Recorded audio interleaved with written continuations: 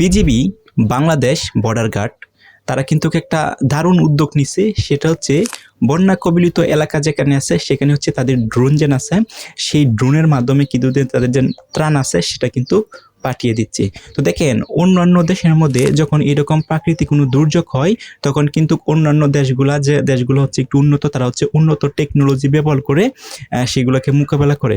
বাংলাদেশেও কিন্তু সেই দিকে এখন হাঁটছে। তো দেখবেন যে বিজিবি আছে, বাংলাদেশ বর্ডার গার্ড, তাদের নিজস্ব যে ড্রোনগুলো আছে সেগুলো কিন্তু কাজে লাগাচ্ছে।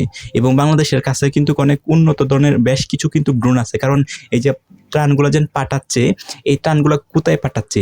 যেখানে হচ্ছে বিজিবি যাওয়া সম্ভব হচ্ছে না, অন্যান্য যারা স্বেচ্ছাসেবক আছে, যারা ইনফ্লুয়েন্সার আছে, যারা হচ্ছে বন্যা কবলিত এলাকায় মানুষকে সাহায্য করার জন্য যাচ্ছে, অনেক জায়গা আছে যেখানে কিন্তু পৌঁছানো সম্ভব হচ্ছে না এবং খুবই ক্রিটিক্যাল হয়ে যাচ্ছে সেই জায়গার মধ্যে যায় পৌঁছাইতে।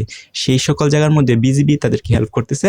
বিজিবির যে তরফ থেকে যে ত্রাণটা আছে, ত্রাণটা হচ্ছে তাদের ড্রোনটা ইউজ করতেছে। ড্রোন ইউজ করে কিন্তু ড্রোনের মাধ্যমে আকাশপথে তাদের নির্দিষ্ট ডেস্টিনেশন বা গন্তব্যে কিন্তু পৌঁছাইতে খুবই ইজি হয়ে যাচ্ছে। তো এই যে টেকনোলজি ব্যবহার করতেছে, এটা কিন্তু বাংলাদেশ বিজিবির জন্য একটা প্রশংসনীয় উদ্যোগ বলতে পারি।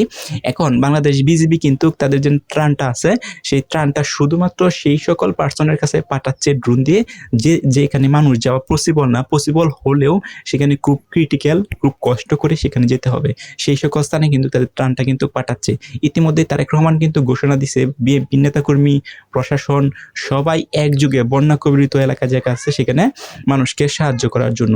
সো এখন কিন্তু বন্যা পরিস্থিতি এখন পর্যন্ত ঠিকঠাক হয়েছে না, কারণ বেশ কিছুদিন যে পরিমাণ পানি বাড়ছে বা যে পরিমাণ বৃষ্টি হয়েছে সেটার কারণে কিন্তু বন্যার যে অবনতি হয়েছে আরো অনেক।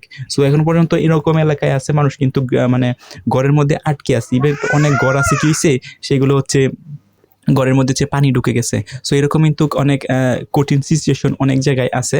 বাংলাদেশে প্রায় হচ্ছে 9টারও বেশি জেলার মধ্যে এভাবে বন্যায় প্লাবিত হয়ে গেছে, সেটা তো আপনারা অলরেডি জানেন। যদিও এখন আবহাওয়া দপ্তর থেকে জানানো হচ্ছে যে না, এখন হচ্ছে আবহাওয়া পরিস্থিতিটা খুবই স্বাভাবিক হচ্ছে এবং যতই দিন যাবে বৃষ্টির সম্ভাবনা খুবই কম থাকবে। তারপরেও এই যে পরিমাণ পানি বাংলাদেশে রাইট নাও ঢুকছে বা যে পরিমাণ পানি আছে, সেই পানিগুলো যতদিন পর্যন্ত নিষ্কাশন না হয় ততদিন পর্যন্ত তাদের কাছে কিন্তু ত্রাণ পৌঁছানো খুবই দরকার। কারণ সেখানে কিন্তু তারা রান্না করতে পারতেছে না, তারা হচ্ছে কোনো শুকনো খাবার পাচ্ছে না এবং ঘর থেকে কিন্তু বের হতে পারতেছে না পানির জন্য। কারণ যেদিকেই যাবেন, যেদিকেই তাকাবেন শুধু পানি আর পানি, পানি ছাড়া আর কোনো কিছুই কিন্তু নাই। এখন বিজিবি ছাড়াও কিন্তু সেনাবাহিনী বলেন বা অন্যান্য যে আইন শৃঙ্খলা বাহিনী বলেন, তারা কিন্তু সর্বোচ্চটুকু দিয়ে চেষ্টা করতেছে। পাশাপাশি বাংলাদেশের গুরুত্বপূর্ণ যারা ইনফ্লুয়েন্সার আছে তারাও কিন্তু দেখবেন, তারা কিন্তু তাদের সর্বোচ্চটুকু দিয়ে কিন্তু চেষ্টা করতেছে। শুধুমাত্র এই বন্যা না, বিগত সালে যে বন্যাগুলো হয়েছে সেখানে কিন্তু দেখবেন ইনফ্লুয়েন্সারদের ভূমিকা, সেটা কিন্তু আউটস্ট্যান্ডিং একটা ভূমিকা পালন করে তারা। যদিও তারা টাকা দেয় না, টাকা সাধারণ মানুষের কাছ থেকেই কানেক্ট করার পর কিন্তু এই ত্রাণগুলা কিন্তু বন্যা কবলিত অসহায় মানুষদের কাছে পৌঁছায় দেয়। এখন এই যে কাজটা করছে এটাও কিন্তু একটা মহান কাজ। এরকম অনেক ইনফ্লুয়েন্সার আছে নিজ হাতের টাকা দিয়ে কিন্তু তারা ত্রাণগুলাকে দিচ্ছে। সো বাংলাদেশের সাধারণ মানুষকে সাহায্য করার জন্য যেন একটা মন মানসিকতা ইনফ্লুয়েন্সার বলেন এবং যারা হচ্ছে সাহায্যগুলা করে বা ত্রাণগুলা পাঠায়, তারা কিন্তু হচ্ছে কি বলে, তারা কিন্তু নিজের উদ্যোগে বা নিজের চেষ্টায় কিন্তু তারা নিজেই কিন্তু চায় যেন বন্যা কবলিত এলাকাগুলা ভালো থাকুক। বিশেষ করে যে নিম্ন অঞ্চলগুলো আছে সেখানে কিন্তু বন্যাগুলা বেশি দেখা যায়। তো ঢাকাও কিন্তু বন্যা হয়েছে, আপনারা তো জানেন। ঢাকা কিন্তু যে বনানী কিলক্ষেত, সেখানে কিন্তু প্রচুর পরিমাণ পানি, রাস্তা দিয়ে কিন্তু যানবাহন কিন্তু চলাচল করতে পারতেছে না। এগুলো কিন্তু আপনারা সোশ্যাল মিডিয়াতে দেখছেন। এখন বাংলাদেশের যে পানি উন্নয়ন বোর্ড আছে তার কিন্তু একটা স্টেপ নেওয়া উচিত।